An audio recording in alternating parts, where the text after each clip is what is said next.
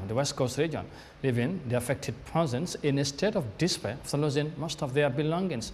This has prompted them to appeal for immediate assistance from the government after the devastating flood destroyed their homes and livelihoods. Our reporter Yahya Jammeh tells us more of that in this report.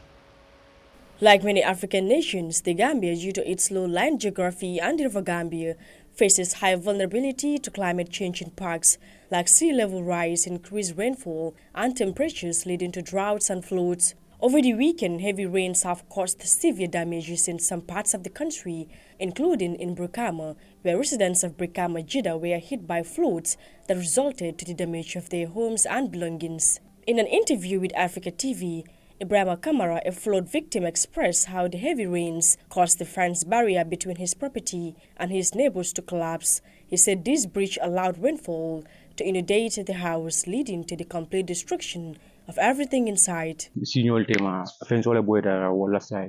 The incident occurred when the fence barrier between my property and my neighbor's house collapsed due to the heavy downpour, allowing the rainwater to flood the house and resulting in the complete destruction of everything inside. I couldn't stay in my house last night. I had to seek refuge at my neighbor's house until morning. This calamity has brought about significant destruction, including the loss of my bag of rice and all my belongings.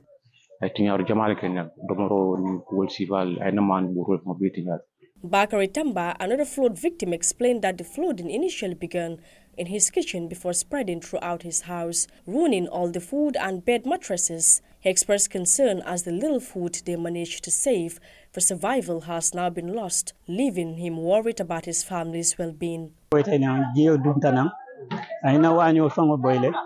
When the fence barrier between my neighbors and me broke down, it gave a way to the rain to enter the house, and the water first entered my kitchen before seeping through the house, destroying all the food and bed mattresses. Everything got soaked in the rain. I'm really facing a tough time.